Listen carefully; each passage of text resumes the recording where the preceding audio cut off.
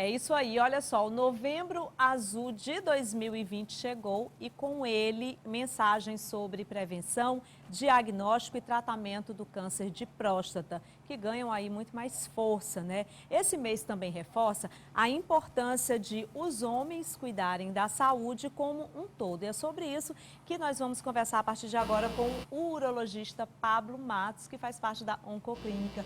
Seja bem-vindo ao programa, doutor Pablo. Muito obrigado, Carlinha. Um Bom, vamos prazer estar falar aqui. sobre o Novembro Azul. Vamos começar essa entrevista falando da Vamos lá. importância dessa campanha, né? Nós acabamos de sair da campanha, que é o Outubro Rosa, a campanha do câncer de mama, né? E que a gente deu ênfase às mulheres. E a gente já entra no mês de novembro com o Novembro Azul para chamar a atenção dos homens, não é, doutor? Exatamente.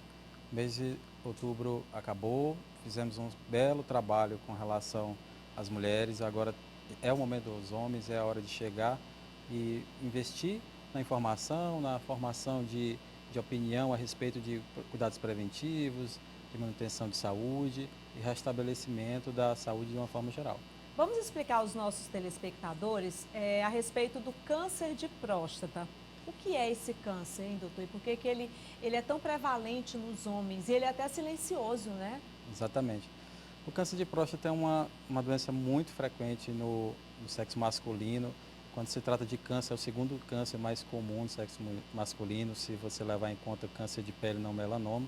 Então, é uma doença que hoje as estimativas do INCA citam em torno de 65 mil casos estimados para 2020. Então, é uma incidência muito grande e é um tumor que acomete a próstata, uma glândula que faz parte do sistema reprodutor masculino, cuja função é produzir sêmen e, como você falou, é uma doença que engana muita gente porque é muito silenciosa, especialmente nas fases iniciais. A doença costuma não manifestar sintomas, o que engana muito os pacientes, dá uma autoconfiança errada e dificulta um pouco o trabalho dos profissionais de saúde de tentar fazer um acompanhamento, uma detecção mais inicial, mais precoce e promoção de um tratamento mais eficaz para esses pacientes.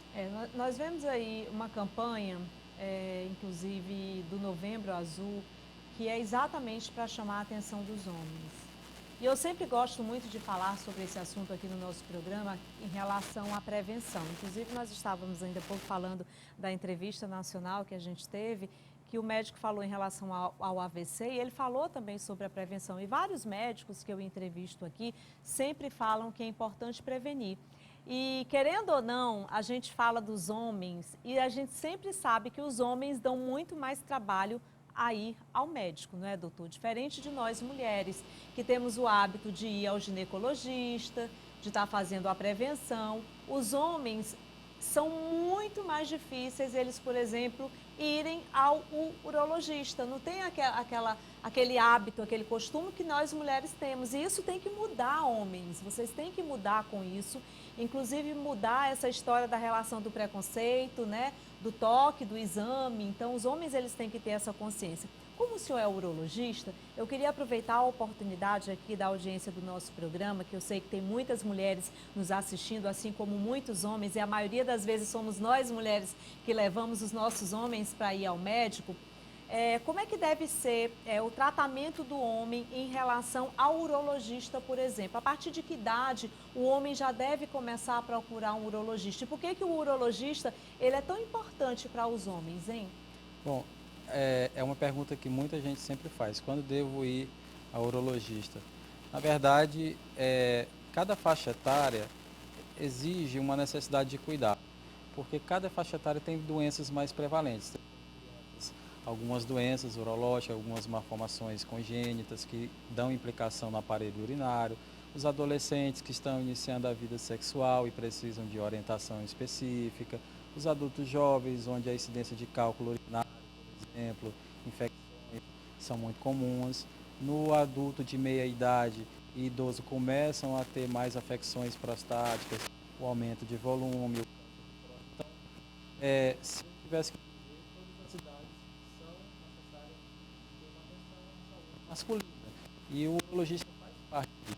Na verdade, é o principal motor da condução desse carro, que é, em todas as idades, você ter uma avaliação específica identificação dos principais problemas daquela faixa etária. Inclusive, eu estou recebendo muitas mensagens aqui no nosso WhatsApp do programa Canal Saúde. Você aí de casa pode continuar mandando mensagens. O meu produtor já está, inclusive, aqui já separando algumas perguntas para o doutor Pablo responder aqui aos nossos telespectadores. Enquanto isso, deixa eu dar um recadinho aí para você. Gente, eu tenho uma novidade aí para você que está procurando um lugar bacana para morar. Vem aí o loteamento Recanto das Flores, no bairro Joia, em Timon. Olha só, é pertinho do centro de Timon e aqui de Teresina também. Sinal facilitado, parcelas a partir de R$ 281,25. Ou seja, assim você rapidinho já conquista aí o seu lote, né? Ou você também pode consultar a garantia sobre a construção de casas de 2 ou 3 quartos. E aguardem, viu? Porque em breve o lançamento. Mais informações pelo WhatsApp. É a garantia Incorporações e Construções. Investir ou morar, aqui é o seu lugar. Recanto das Flores, em Timon. Já pensou um lugar só seu e pertinho do centro de Timon e do centro de Teresina? Com sinal facilitado e parcelas a partir de R$ 281,25, você conquista seu lote. Ou consulte-nos sobre a construção de casas de 2 ou 3 quartos. Garantia Incorporações e Construções. Tá certo? Então já fica esse recadinho aí para você. Doutor Pablo, interessante. Meu produtor acabou de me passar uma mensagem que chegou aqui para o nosso WhatsApp.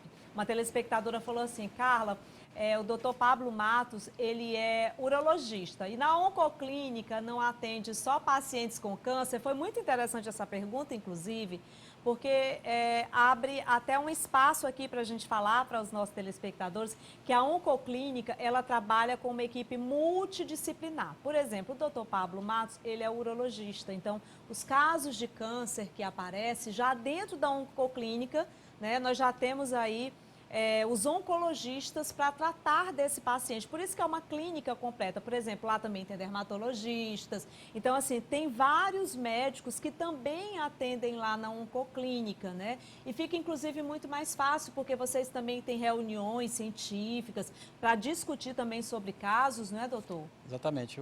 A oncoclínica é uma clínica multidisciplinar, como você bem falou, e todo paciente é um paciente que tem sua complexidade. A gente precisa olhar o paciente sobre vários aspectos, desde o aspecto nutricional, o aspecto psicológico, o aspecto da doença específica, e muitas vezes a doença ela envolve diferentes nuances, então você tem que ter uma equipe multidisciplinar para você tratar esse paciente globalmente. O urologista não consegue tratar as doenças metabólicas do paciente, assim como o endocrinologista, por exemplo, não consegue dar opiniões sobre o câncer. Então, é necessário que haja realmente essa interação e lá tem muito isso. Felizmente, é um lugar muito agradável de se trabalhar, onde a equipe interage bastante na discussão dos pacientes. Nós temos reuniões, como você falou, essas reuniões são periódicas. Toda semana nós temos isso.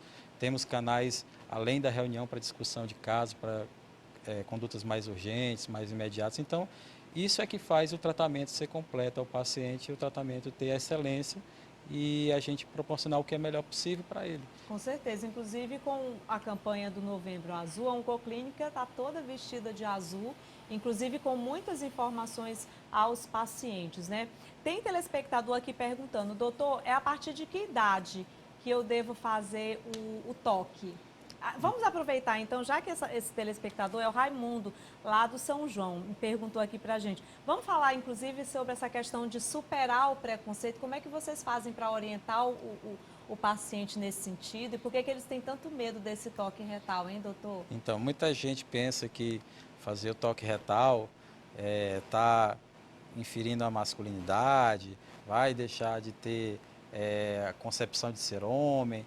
E, na verdade, isso não existe. O toque retal, eu quero até frisar para o telespectador que está vendo, que o toque retal, ele permite diagnóstico de até 20% dos casos de câncer de próstata. Gente, isso é muito, isso é muito.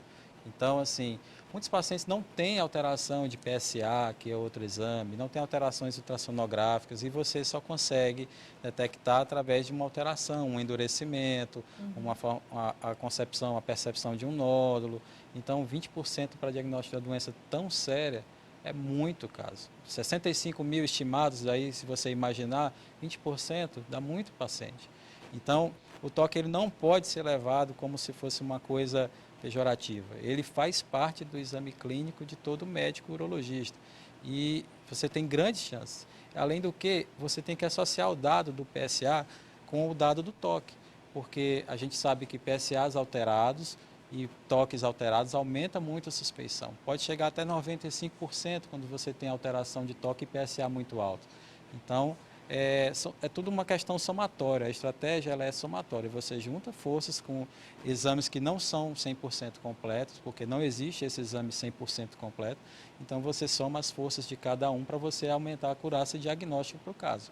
É isso que a gente faz, então não tenha preconceito, não tenha medo, é um exame indolor, muito rápido, e você não tem nada do seu psicológico alterado, você não vai deixar de ser o que você é, sua identidade não vai ser abalada por isso e você vai ter o principal, saúde, e isso é o mais importante. E prevenir é sempre a melhor solução, não é, Com doutor? certeza, prevenir é sempre o melhor caminho. A gente fala que acompanhamento para câncer de próstata, a gente tem na prevenção primária o ensinamento, o cuidado para orientar que vários fatores são risco e você precisa tentar evitar esses fatores, como por exemplo a dieta, que é aquela dieta de má qualidade, as bebidas que são de má qualidade, e você também tem na prevenção secundária, que é a detecção precoce, a minimização das sequelas da doença. Então, você vai conseguir detectar mais cedo, você vai tratar mais cedo, você tem mais chance de cura, você tem menor chance de sequela. Então, é tudo global e tudo passa pela prevenção. A prevenção é o principal nome disso aqui que a gente faz, desse cuidado ao paciente com câncer de próstata. E não é só para câncer de próstata, não. O urologista faz isso para praticamente todas as doenças que estão no nosso consultório, porque todas exigem essa fase de prevenção primária, de orientações, e secundária, de que é controle de dano, quando a doença já está instalada. E o câncer de próstata não é diferente. Não é diferente. A gente fala sobre o Novembro Azul, que é uma campanha relacionada ao câncer de próstata, mas vale lembrar aos homens que eles devem se tratar de uma forma geral, da saúde como um todo. E quando a gente fala da questão da prevenção, é porque de fato é a melhor solução. Não custa nada, anualmente, você fazer um check-up geral, ver se está tudo direitinho, fazer os exames de rotina, não é, doutor? Fazer como nós mulheres costumamos fazer, né? Que a gente vai ali no nosso médico, no ginecologista, ele já passa alguns exames, às vezes existe alguma alteração que você tem que procurar um outro especialista, mas a gente tem que estar sempre de olho, porque inclusive com relação ao câncer, ao surgimento do câncer, muitas vezes ele é silencioso e ele não dá nem sinais e nem sintomas. Então, muitas vezes, pessoas se assustam, porque quando vão descobrir que estão com câncer, inclusive, ele já pode estar num estágio bem avançado, né? Mas se for descoberto, inclusive logo no início, né, tem as formas de tratamento. Exatamente. A sua chance é muito maior quando você faz um diagnóstico precoce. Para você ter ideia, antes de entrar essa questão de programas de rastreamento, de ficar em larga escala isso, a maioria das doenças de câncer de próstata que a gente encontrava eram casos localmente avançados, casos às vezes até com metástase, então a sobrevida dos pacientes era menor, a mortalidade era maior, e com essa conscientização que participar do consultório, da busca pela saúde é importante, o número dessas doenças de forma mais grave diminuiu bastante, a mortalidade deu uma reduzida também, e uma coisa que isso se faz presente, que o acesso à saúde tem resultado, é o que a gente está vendo com a pandemia do coronavírus. Quando você teve a instalação da pandemia, você teve uma redução das consultas oncológicas e já está sendo visto em estatísticas, em levantamentos, que o número de cirurgias oncológicas, no que compete a minha área, urologia, câncer de próstata, as prostatectomias, as cirurgias estão diminuindo em quantidade no ano de 2020. E, infelizmente, para 2021 e os anos seguintes, nós vamos ter um reflexo muito negativo disso aí. Nós vamos ter pacientes com doenças mais avançadas, nós vamos ter um aumento, provavelmente, de mortalidade, ainda que não seja um aumento exorbitante, mas será uma coisa estatisticamente notável. Então, tudo isso mostra que se você não tem acesso, você atrasa a descoberta, você atrasa o tratamento e isso impacta na sua sobrevida e na sua mortalidade. Com certeza. Eu quero mandar um abraço, um beijinho especial para a filha do Dr. Pablo, porque ela disse assim, ela me viu aqui na TV e disse, papai, você vai lá para dentro da televisão, não foi? Exatamente, queria vir para dentro da TV. Eu disse que não cabe 3 lá não, É só a cabe Júlia, 2. gente, coisa mais fofa da tia Carla. Beijo para ela, viu? Papai tá aqui, viu, Júlia, junto com a tia Carla, mas a tia Carla já vai liberar ele para voltar para casa. Obrigada, doutor Pablo. Eu que agradeço, foi um prazer, sempre é um prazer, estamos às ordens, sempre.